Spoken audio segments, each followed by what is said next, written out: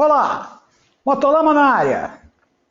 Hoje vamos falar sobre o que deve ter sido a primeira aventura motociclística no Brasil, isso lá em 1923. Motolama começando agora! Minha moto venenosa vai passando lá na roça e as vaquinhas curiosas não entendem a minha Olá, prosa. sou Arlindão, piloto de rally e enduro e nas horas vagas editor do Motolama. Para quem está querendo começar nesse fantástico mundo de fora de estrada, de motociclismo de aventura e de passeios, a primeira parte, Obviamente, depois de comprar uma moto, é fazer um curso de inicialização de off-road. Para começar, não basta comprar uma moto e sair por aí procurando trilha, procurando estrada e caminhos e tentando fazer sua aventura sozinho. Para que essa aventura não vire uma grande ocorrência, é recomendado que, além de conhecer alguém que já pratica o esporte, procurar alguma forma de ter algum conhecimento sobre o assunto. Só para dar um exemplo de como começar nesse mundo, dois brotherzinhos, velhos de guerra, mais velhos do que de guerra, eles montaram a empresa chamada Overland Tour. Esses amigos são o Marcelinho e o Leopardo. A Overland é uma empresa focada em passeios, mas passeios da forma antiga, passeios divertidos. Eles não só trabalham com organização de roteiros, mas também alugam Royal Enfield de Himalayan 400 para quem quiser se iniciar e enfiar a pontinha do pé na água sem se molhar. Mas o grande foco dos caras é fazer passeios, curtir as belezas da região, saber um pouco da história local, parar para tomar um cafezinho, bater um papo com o seu Antônio da Venda, ou seja, quase um passeio zen. A ideia é retomar o prazer de andar de moto, esse prazer que foi perdido com roteiros e horários rígidos e tudo isso. Durante esses passeios, o pessoal da Overland notou que muitos ficavam inseguros durante o passeio. Apesar de ser roteiros simples, sem nada radical, muitos não estavam confortáveis em cima de suas motos. E para piorar, muitos deixavam de ir com receio de pagar mico na frente da galera. Além disso, ainda tinha muita gente que estava saindo das estradeiras e rallies e comprando big trails e querendo fazer um passeio mais off. Por isso, eles juntaram com o tio Fellner e concluíram que esses caras precisavam de aprender o beabá do motociclismo fora de estrada. Beabá mesmo, lá de baixo. Foi aí que surgiu a Overland Off-Road Academy. Bonito o nome, né? Eles montaram um treinamento onde o básico é ensinado de forma simples e didática. Onde, além de ensinar conceitos básicos, ensinaram até física elementar para que as pessoas possam entender de como é que a moto se comporta. E ainda quebraram vários paradigmas que para iniciante só atrapalha. Coisas simples, como não baixar a pressão dos pneus antes da trilha, a não ser que você tenha como encher ele de novo no meio da trilha. Se não tem prática, não desligue o ABS. Andar em pé com as pernas esticadas só atrapalha. Como manobrar em subidas e descidas? Isso é difícil. Esse treinamento é diferente dos outros, porque além de ensinar o básico, ensina como sair para a trilha e fundamentalmente ensina como andar em bando. Não parte do pressuposto que o cara já sabe andar. Ou seja, ensina o cara a fazer uma trilha e não a disputar o Rally dos Sertões. Eles estão programados para que essa primeira turma, depois de cumprir o treinamento básico de 2 horas teóricas e 4 horas de aulas práticas, eles vão sair para um passeio que eles chamam de passeio supervisionado, onde eles vão rodar 60 km por estradinhas vicinais para conferir o que eles aprenderam e ver a técnica que eles adquiriram durante o curso. Como eu já disse, o número de alunos é de 6 alunos no máximo por aula, para que cada um possa ter uma atenção individual. Muito legal essa iniciativa deles, porque muita gente compra moto aventureira e sai para fazer passeios sem noção de como faz, como vai, para onde vai e com quem vai. Acaba indo só até a padaria, como eu conheço muita gente. Quem quiser participar do curso, os dados da Overland vão estar aqui embaixo na descrição. Mas antes de existir treinamento básico, o pessoal aprendia na marra. Na Yamaha não, na marra, no grito. No início do século XX, as coisas aqui no Brasil eram brutas. de lá pra cá não melhorou muito não, né? Nessa época ainda não existiam as big trails, muito menos trail. E também não tinha mimimi na época. O Brasil estava saindo de uma sociedade essencialmente agrícola para começar a sua urbanização. Veículos motorizados ainda eram novidades quando trouxeram as primeiras motos para o Brasil. Basicamente, só importavam motos europeias ou americanas. Se não fosse europeia ou americana, ia trazer de onde? De Marte? E nessas levas também vinham triciclos e motos com sidecar.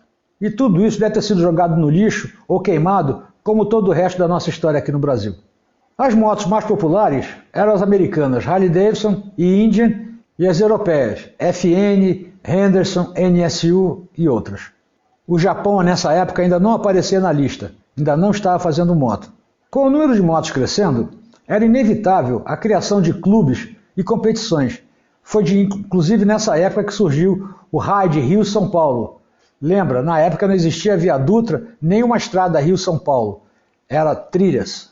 Mas lá para o final da década de 30 começaram a vir as primeiras japonesas, a Asahi. É assim que pronuncia, eu acho. Asahi. É claro que durante a guerra essas importações pararam. Mas logo após a guerra, voltaram com força total. A Europa estava precisando de exportar para fazer dinheiro. Aí começaram a mandar um monte de moto para o Brasil. NSU, BMW, Zundap, Triumph, Norton, Royal Enfield, Java, Ducati. Já aqui no Brasil, muita gente fala que a primeira moto fabricada no Brasil foi pela Yamaha em 1974, a RD50. Errado. A primeira moto foi fabricada em 1951 pela Monarch. Sim, aquela que fabrica motocicleta. Eles importavam motores BSA, CZ e Java e faziam o quadro e vendiam a moto com essas opções de motores. Logo depois eles lançaram a primeira monareta, que mais tarde virou uma bicicleta, mas a primeira monareta era um ciclomotor com motor NSU, fabricado pela Monarch também. E logo em seguida, a Lambretta, em 1954, lançava seu primeiro scooter, e no Rio, a ISO lançava um outro com motor importado de 150 centímetros, e já tinham várias motos antes da Yamaha. Mas antes disso tudo, os passeios de moto ainda não existiam. Foi quando, em 1923, dois caras lá de Ponta Grossa, interior do Paraná, Ricardo Wagner e Afonso Lange, resolveram fazer um passeio de moto. O que acha de ir até Antonina de moto? Começaram então a fazer o roteiro para o que seria a primeira aventura motociclística no Brasil. Nessa narrativa dessa história, alguns detalhes eu vou ter que interpolar, porque como existe muito pouca relato dessas histórias, algumas coisas aqui eu vou ter que deduzir. A primeira dificuldade foi conseguir um mapa preciso que levasse eles de Ponta Grossa até Antonina, passando por Curitiba. O guia 4 rodas e o GPS ainda não tinham sido inventados, então tinha que ser no mapão mesmo. Nessa época, com o governo federal fazendo pesados investimentos em ferrovias, as rodovias ficaram abandonadas, exatamente ao contrário do que tem acontecido recentemente. Essas estradas eram utilizadas principalmente por uns carroções que carregavam até 1.500 quilos de carga e eram puxados por 10 cavalos. E eles tinham rodas de madeira. E quando chovia, essas rodas de madeira faziam sulcos muito profundos nas estradas, dificultando para passar de moto. Depois de traçar o roteiro básico, decidiram que iam de Ponta Grossa até Curitiba, passando por Palmeiras e Campo Largo, seriam 128 quilômetros de percurso no primeiro dia. E no segundo dia, eles tomariam de Curitiba até Antonina, por mais 90 e poucos quilômetros, pela Estrada da Graciosa, que aliás é um roteiro muito bonito de fazer. Com o roteiro definido e tudo certo, eles definiram que iam sair no dia 23 de agosto, que seria uma quinta-feira. Eles iriam fazer esses percursos a bordo de uma Harley 16F, de 1.000 centímetros cúbicos, com 2 cilindros em V e câmbio de 3 marchas. Era uma moto bem moderna para a época. E o outro ia com uma Indian Scout, provavelmente 680 centímetros cúbicos. Fica difícil saber exatamente os dados da moto, até porque eu não tenho nem certeza que se foram essas motos. Os poucos relatos que existem são muito repetitivos, um copiando do outro, e eu não consigo saber exatamente qual é a moto que eles usaram. Mas a Harley e a Indian era o que consta dos relatos.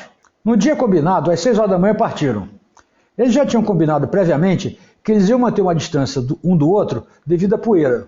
Lembra-se, em agosto ainda não começou a chover e está tudo muito seco por causa do inverno, então tem muita poeira. No meu modo de ver, essa ideia de dar uma distância muito grande de um para o outro é meio tenebroso, porque se dá um problema, até o outro descobrir que deu problema e voltar, é ocorrência. Bom, mas era o que eles combinaram. Obviamente as estradas eram totalmente de terra, e ainda marcada pelo aquele suco dos carroções que eu falei lá atrás. Só isso daí já deve ter jogado eles no chão várias vezes. Imagine um passeio desse, passando por uns sulcos bem profundos e sem suspensão. Olha como é que devia de ser. Será que ele já tinha inventado o hipogloss nessa época?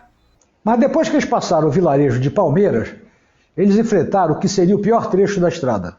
Era um lugar chamado Rio de Pedras. Era uma estrada de terra com milhões de pedras no caminho, dificultando bastante eles manterem uma velocidade. Para complicar o passeio, quando eles chegaram no tal do Rio do Papagaio, que era um rio bastante profundo, o Ricardo tomou um trovão no meio do rio e caiu com o motor ligado. Já viu a encrenca, né? Com isso, o parceiro que estava lá na frente demorou um tempão para voltar para encontrar ele. Quando chegou, é claro que eles tiveram que fazer aquela operação de tirar a água do motor, né? Mas como aquelas motos eram mais fáceis de acessar as partes, tirar a vela, enfim, essas coisas, eles devem ter feito isso com relativa facilidade. Esse foi o pior incidente do passeio. Mas como já estavam chegando perto de Curitiba, a qualidade das estradas foi melhorando, o que deu para aumentar a velocidade média deles. Até que conseguiram chegar em Curitiba sãos e salvos. Não sei se na época já tinha baladas noturnas em Curitiba, mas eles devem ter chegado tão cansados que devem ter ido direto para o hotel dormir, porque de manhã eles iam acordar às 6 horas da manhã para continuar o roteiro. Sexta-feira, às 6 horas da manhã, saíram para a segunda perna do roteiro. Iam descer de Curitiba até Antonina, passando pela Estrada da Graciosa. Essa Estrada da Graciosa existe até hoje e é um belo passeio para se fazer, de moto ou de carro. Vale a pena fazer. O Afonso Lange vinha na frente até que resolveu dar uma parada para comer umas bananas na beira da estrada. E começou a notar que o parceiro estava demorando muito a chegar. Obviamente, deu merda. Ele voltou lá uns tantos quilômetros, que não diz quanto, e encontrou o parceiro sem gasolina. Por sorte, ele levava gasolina e conseguiu safar o parceiro. Aí acabaram de descer a estrada até chegar em Antonina, onde provavelmente eles devem ter comido um belo de um barreado, que é o prato típico da cidade. E depois de encher o bucho, resolveram que já estava na hora de voltar para Curitiba. E tomaram o rumo de volta. A volta para Curitiba foi sem maiores ocorrências, apesar de chegarem lá de noite. Pelas fotos, um deles não tinha farol, e o outro tinha um farol a carbureto. Imagina rodar de noite naquelas estradinhas, um sem farol e o outro com farol de carbureto. Só para lembrar, na época, iluminação de rua só tinha no centro. Mas uma bela noite de sono ia recuperar eles para o passeio do dia seguinte, que ainda tinha que atravessar o Rio das Pedras e o Rio Papagaio, o tal que ele caiu lá e entrou água no motor. Mas quando acordaram de manhã, o céu desabava em forma de tempestade. Depois de muito deblaterar, eles resolveram que colocariam as motos num trem para voltar para Ponta Grossa. Arrumaram uma carroça, colocaram as motos em cima que levasse eles até a estação de trem da ferrovia curitibana para pegar o trem para Ponta Grossa. Mas a viagem ainda não tinha acabado. No meio do caminho, o trem descarrilhou e eles ficaram lá parados esperando o que ia acontecer. Por sorte, a esposa do então governador do estado do Paraná estava à bordo do trem e a empresa ferroviária rapidamente veio corrigir o problema para o trem continuar a viagem. Acabaram chegando em Ponta Grossa sãos e salvos e ainda tiveram a pachorra de tirar as motos do trem e chegar rodando em casa, encerrando com chave de ouro o primeiro passeio off-road no Brasil. Eu costumo dizer que antigamente o pessoal era mais cascudo. O Ricardo e o Afonso provaram isso em 1923. Pena que não temos memória no Brasil que conte essa história. Eu já procurei vários relatos e não acho. Eu só achei o mesmo relato escrito em 5 sites diferentes com o mesmo texto. Aliás, vale a pena alguém repetir o mesmo percurso para sentir um gostinho de como é que foi a aventura deles. Sair de Ponta Grossa hoje e ir até Curitiba não tem graça porque é tudo asfalto e rodovia federal. Mas se pesquisar um pouquinho, vai achar umas estradinhas de terra que dão a volta por fora dessas rodovias, que vai dar o gostinho de como foi a aventura deles lá em 1923. E se alguém fizer, me conte aqui. Me manda o vídeo, me manda fotos, que eu terei prazer em mostrar. Espero que tenham gostado do caos. Se gostaram, dê o like e não se esqueça de se inscrever no canal.